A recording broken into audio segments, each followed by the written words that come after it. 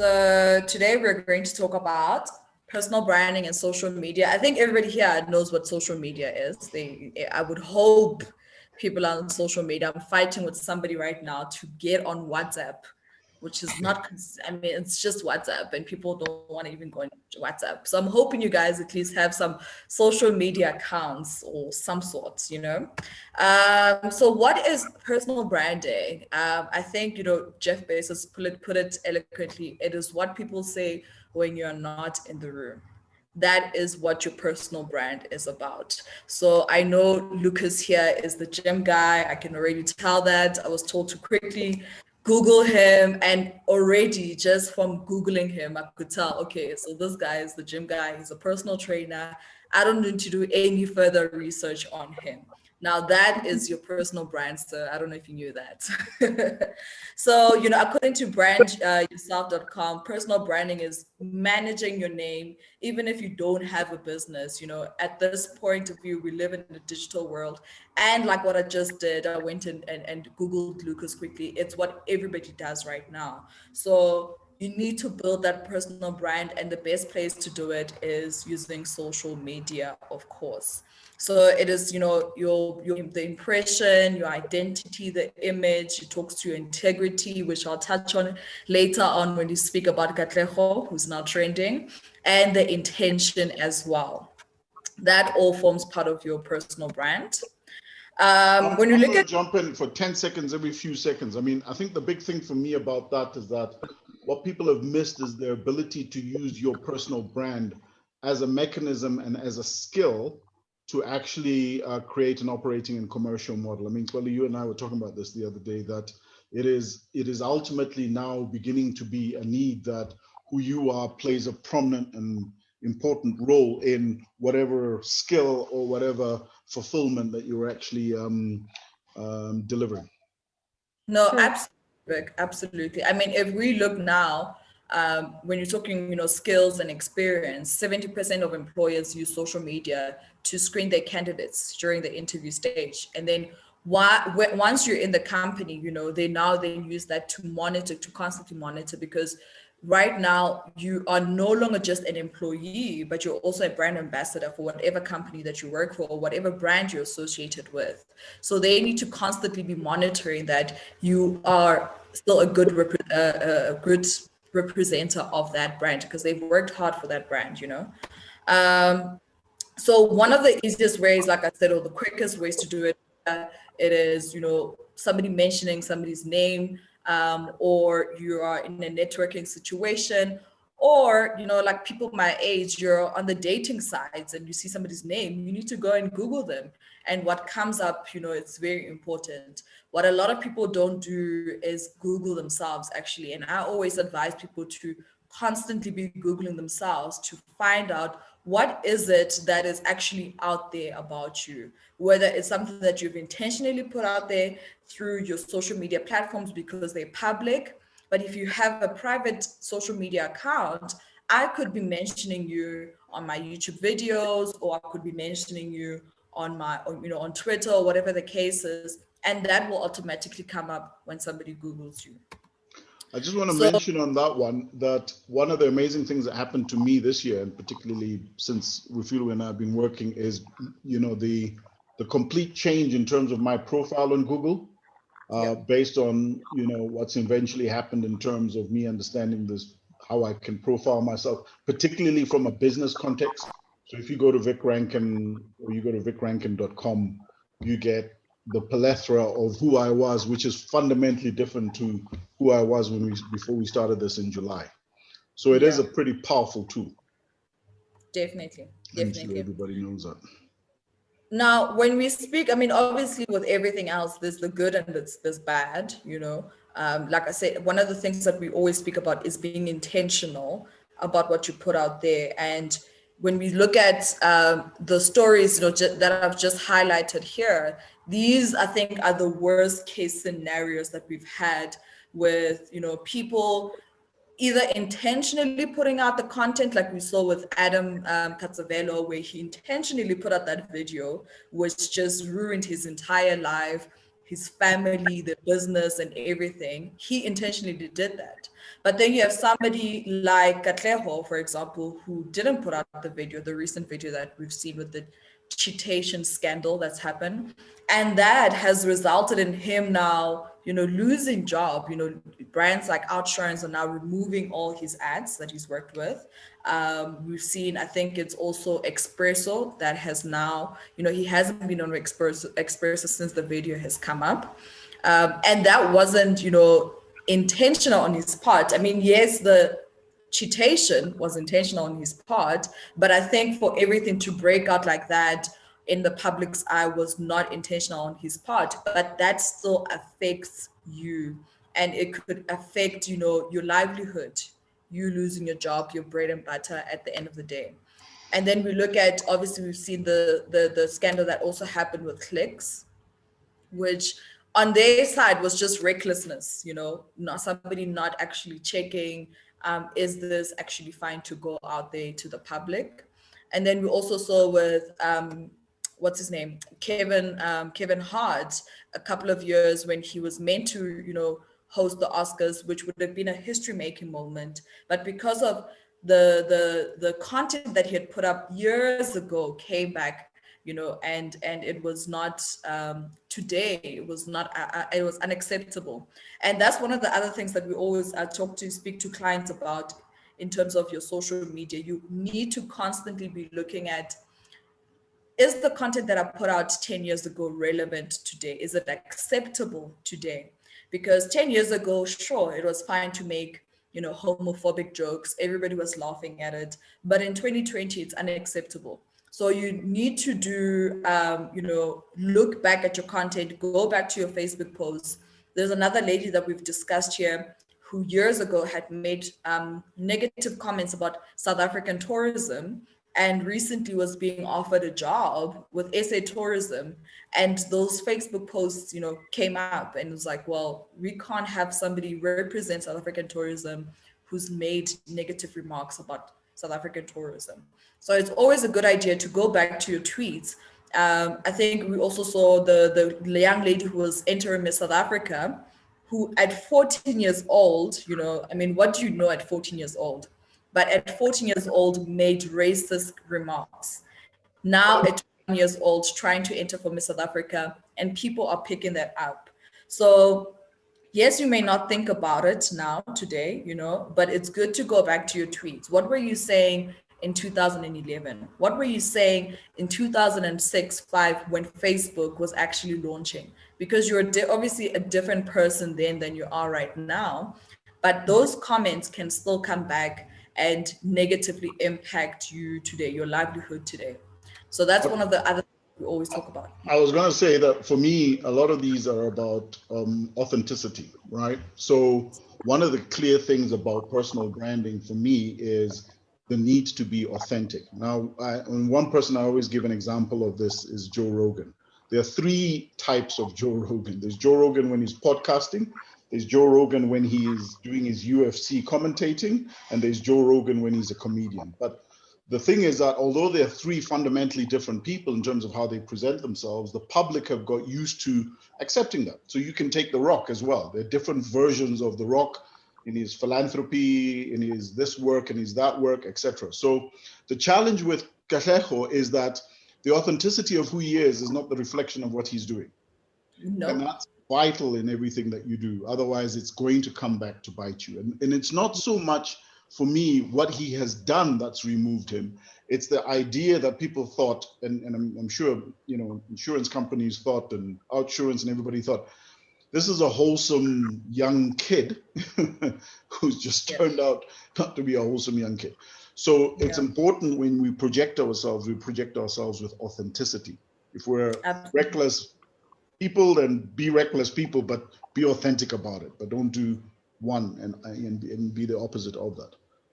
Absolutely, Vic. I mean, I think, another, when you talk on the international scale, one person who, could be considered controversial is Cardi B, the rapper Cardi B. Now, we know her brand to be, is controversial. She's going to appear on your screen half naked, twerking, everything, whatever it is. But then she's also going to down with, a presidential candidate and talk about politics, but also not saying I'm not this other person who used to be a stripper, who used to do this, and I can't talk politics as well and the future of our nation. So it is, you're absolutely right. You have to be authentic and always represent yourself in the manner that is authentic to you always, because then when brands want to associate with you, they know what they're getting into. They can't come back and say, well, we thought you were this person, meanwhile you're this person. They know exactly what they're walking into when they approach you to work with you.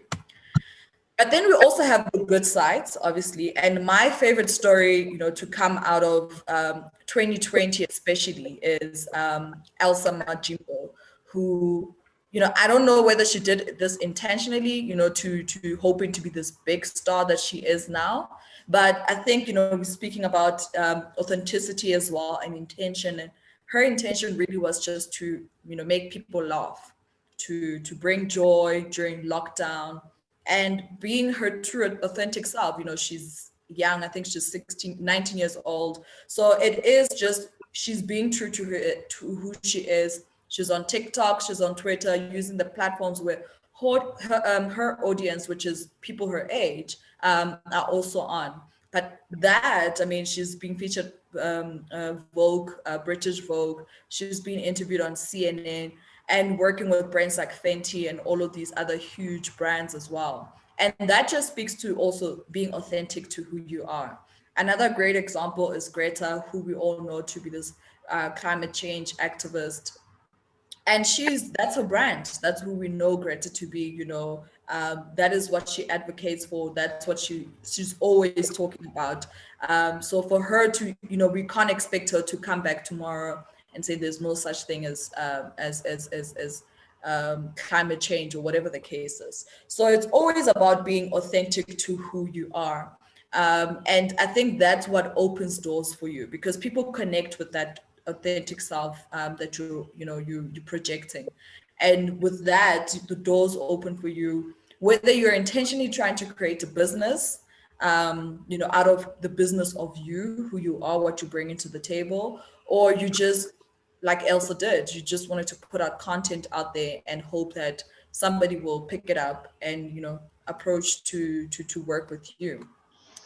The importance of this for me, folks, is that as we progress in this new normal of ours, the challenges of people expecting that what was typically given to them is going to be ongoing is gone. I think most of us have chatted about this, that you're ultimately going to have to find a mechanism by which you can now start presenting yourself and your capabilities to the world. And I think that's the way the world's going to be moving forward. I don't actually see a reversal of that process. And these are just sort of classic. Refilw has had me say this. There should be no unemployment in the world. There should be no unemployment in South Africa, at the very least, because everybody has a skill, everybody has a capacity. And now we've got platforms in which, in order to be able to present these things. And it's just a mechanism of knowing how. In the 4 months that we've been doing value add and using social media, our lives have changed dramatically. That's just 4 months. I mean, so yeah, there's a capability there too.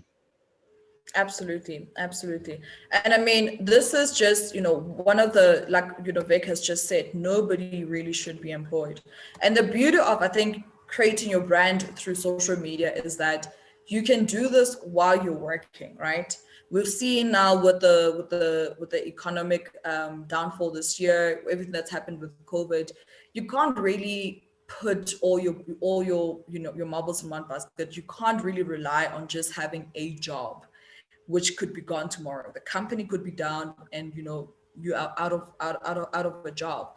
But what your skills, your experience, your passion, you really can create a brand out of that, and potentially create an income out of that. So one of the there's really 5 steps in terms of how to build your personal brand using social media. And the first one is you have to think about what is it that excites you? What are you passionate about?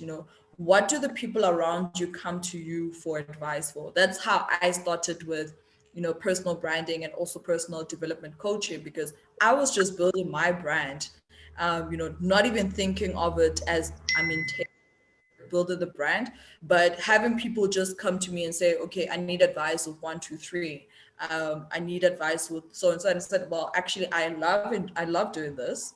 I guess I'm good at it if people are coming to me. And I do have some educational background to it. So why not build my brand around this? And then you have to be consistent, obviously. You have to create consistency across all your social media platforms. And then the most important one is also, it has to be valuable. We spoke about intentionality and also authenticity, but it also has to be valuable content that you're putting out there.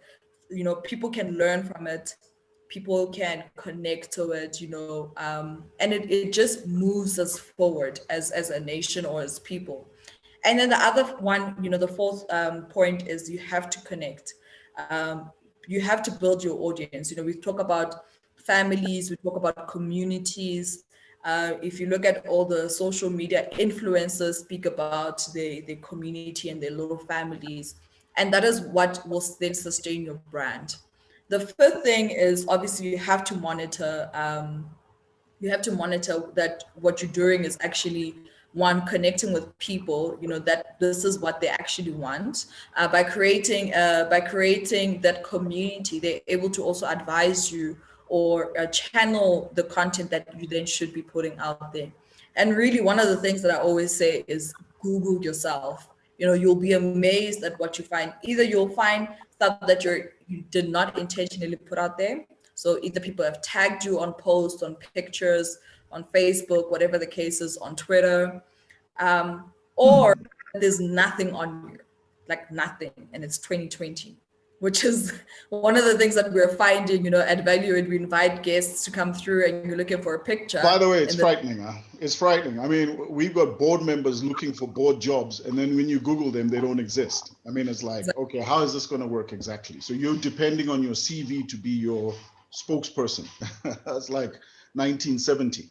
So, but you find that maybe some guys are shy. They don't want to have that focal media attention on them, and that's why you hardly ever find somebody. When I Googled myself the one time as well, it was like, wow, I didn't realize that there were things that I had done that I'd actually forgotten about.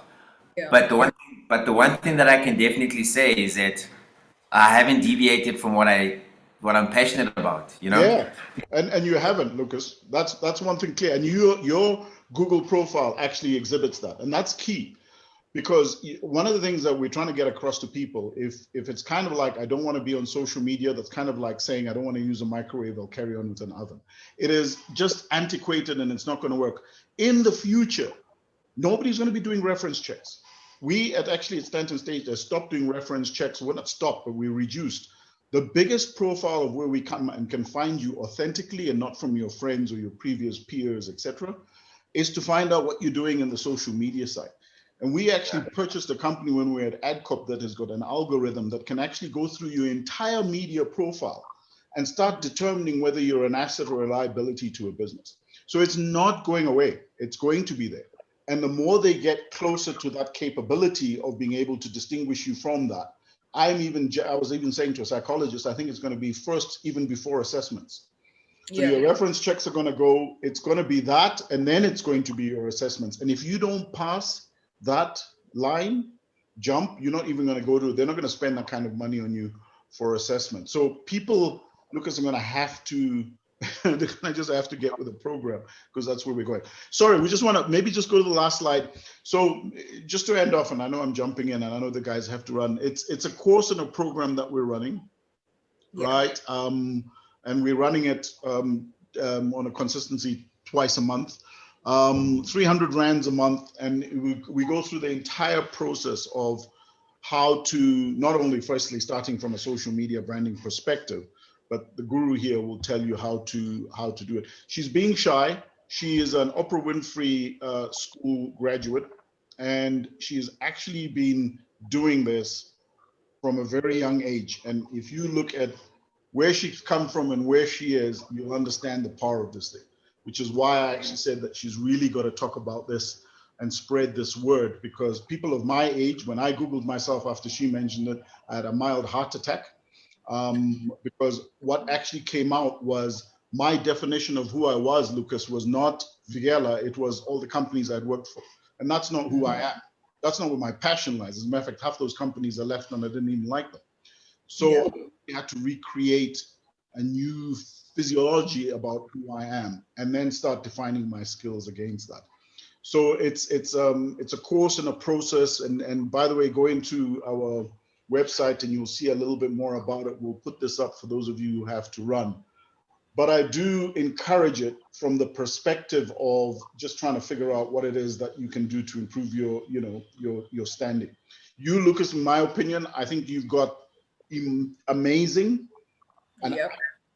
social profile. Now it needs to be an operating model for you to be able to do the kind of things that you really want to do with it, because you're probably top of the rung in all this. The rest of us, when you Google us, we've still got people standing next to us who we don't even know who they are.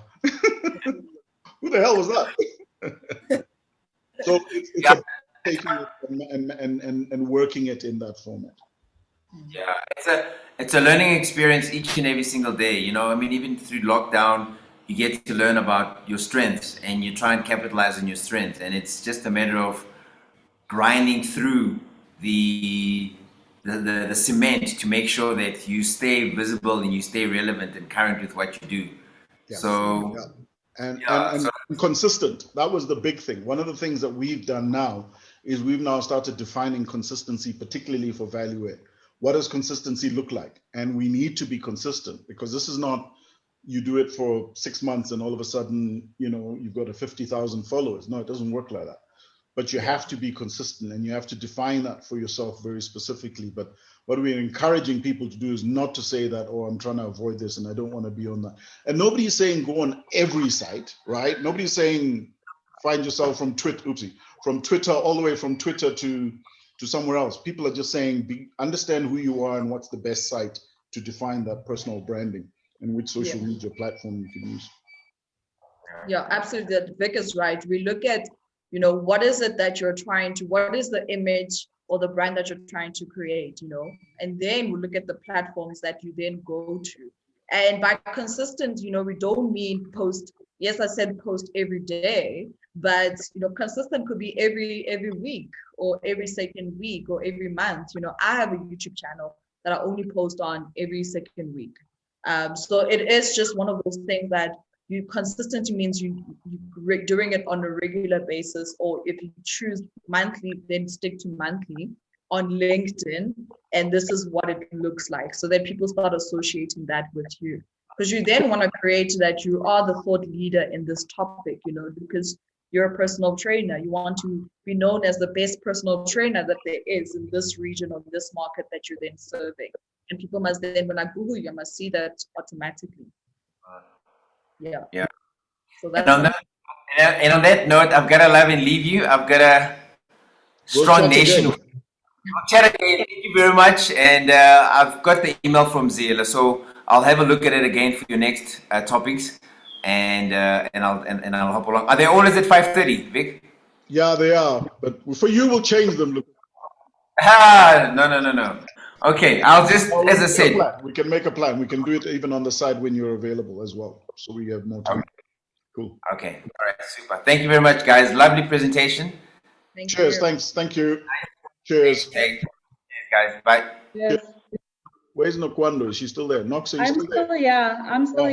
Okay. I've got an extension until 6:30, so I can still sit. Yeah. Okay. So you can come back to where you were. I hope you're not going to show Google me that when you did this originally, because I can see no, that's improved from there. Come on, I bet it's better, but this is what I found. But in the last week, it's better, even better. Okay, it's been better over the last week. But yes, Vic is absolutely right. I think the first thing is that we need to.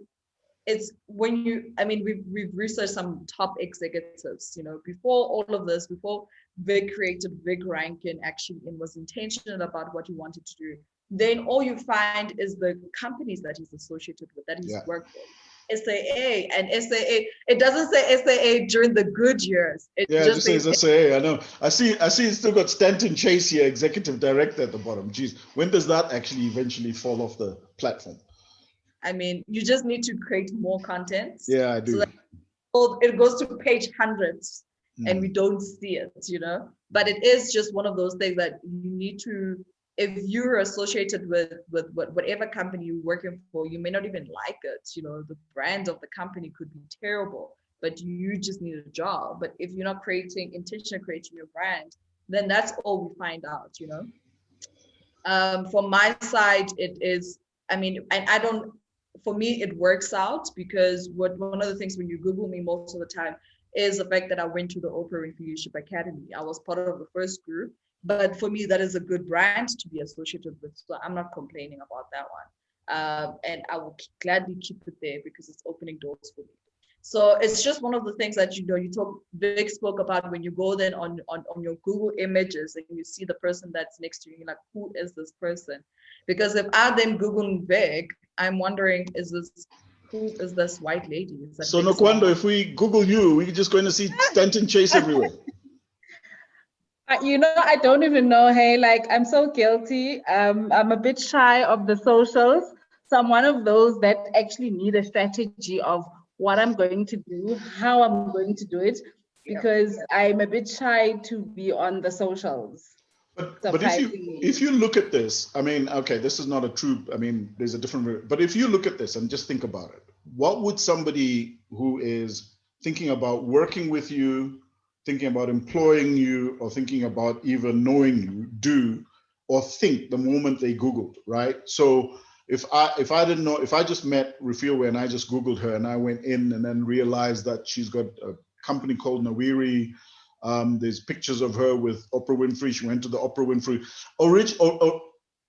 Without the CV, I've got an authentic definition of who she is, because you can write anything in a CV. You can, right?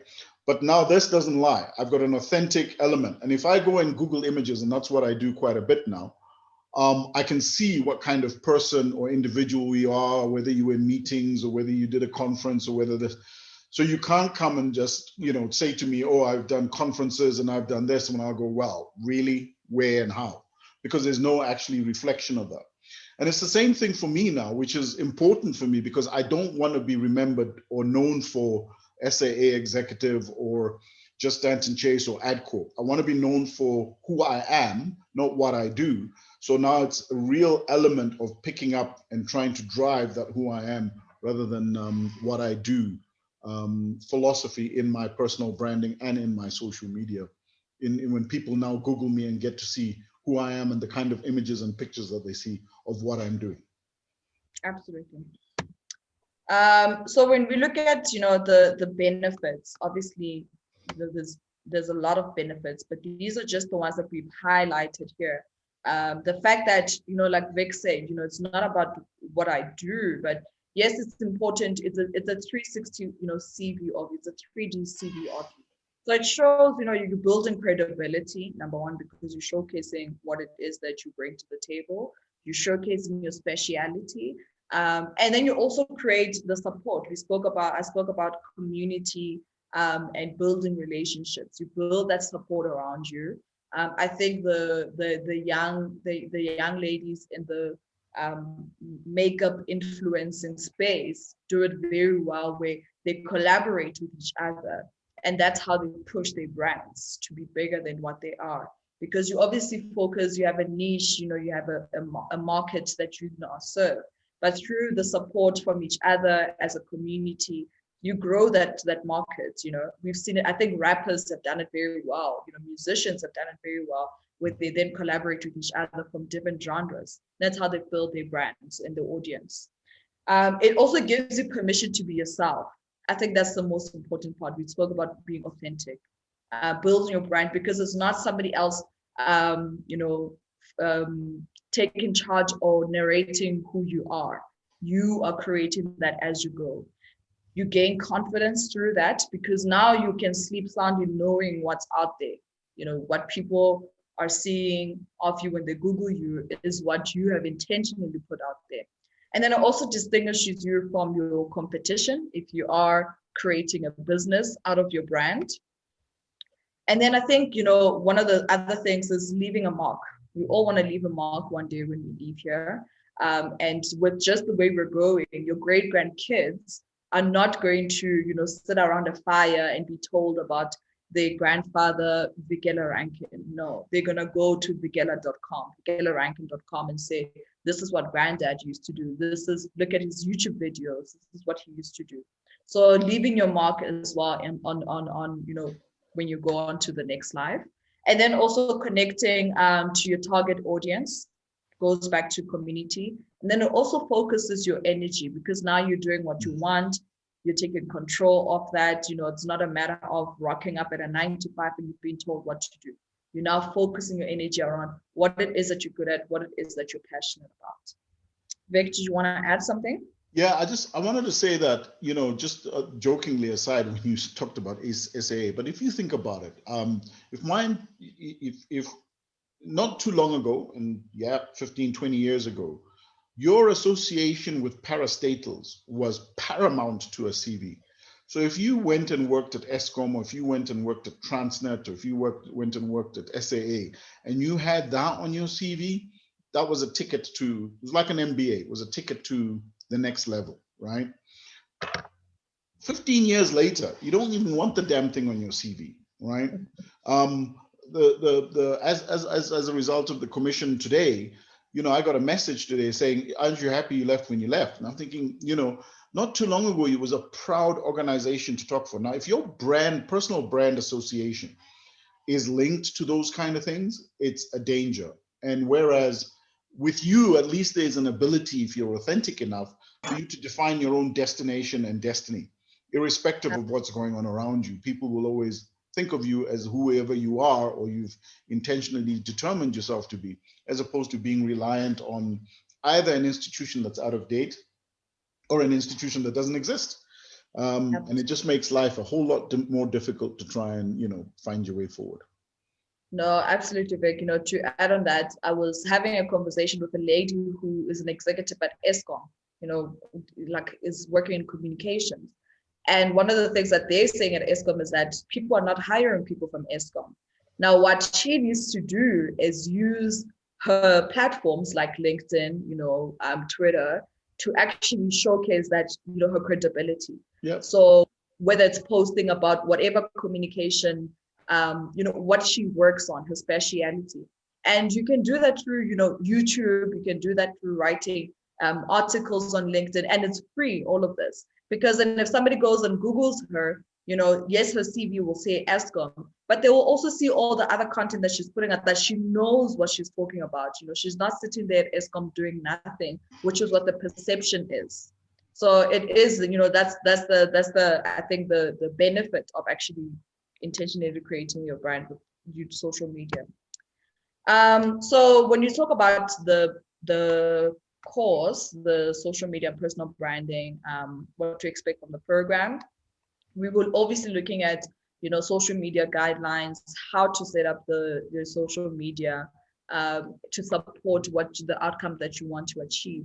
I think, Mkwanda, you just mentioned that you need to now start looking at how are you going to create these platforms and build this brand.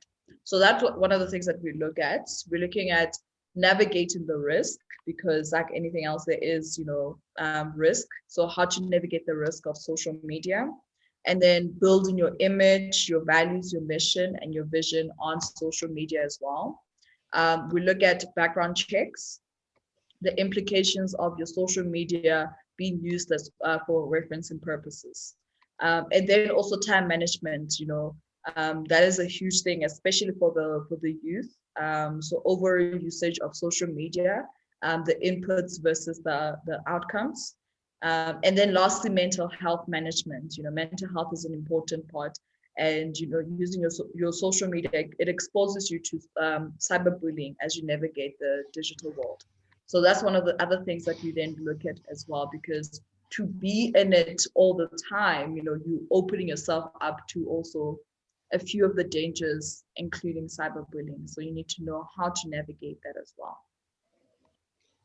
So by the year 2045, it's estimated that 95, and I don't know how old we'll all be in 2045, but it's estimated that 95% of all purchases, and that's everything, anything that's bought, will be from a social media platform.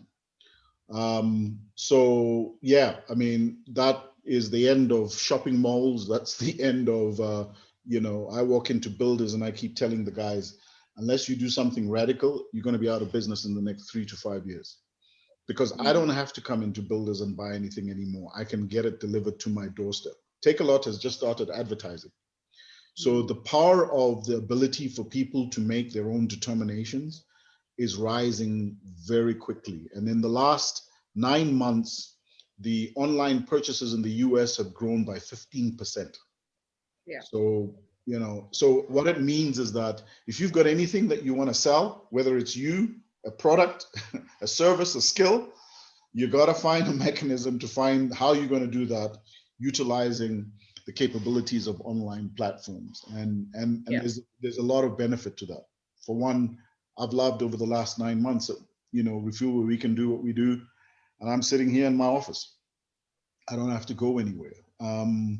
And the skill of selling is not necessarily skill of selling only just to people, but the mechanism in which I can sell to people who are virtually not there. So whether it's LinkedIn, et cetera, et cetera, et cetera.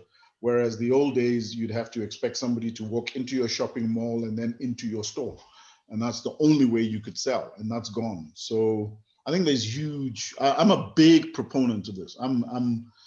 If people are not necessarily thinking about how to utilize this now, I think in the next 5 to 10 years that have missed the boat. It's going to be almost like trying to find space in a shopping mall to sell your product, and the mall is full.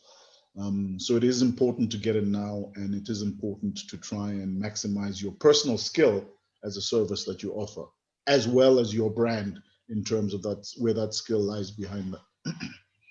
Yep, definitely. So I think we looked at this already.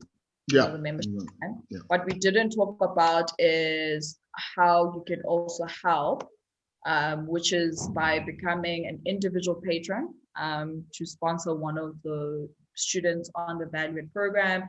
And you can provide us with the member, or alternatively, we also have partner schools for kids who are, deserving, doing very well, and they can join either the social media one, or we also have our flagship, which is the self-mastery program as well. And then you get to be on our patrons page.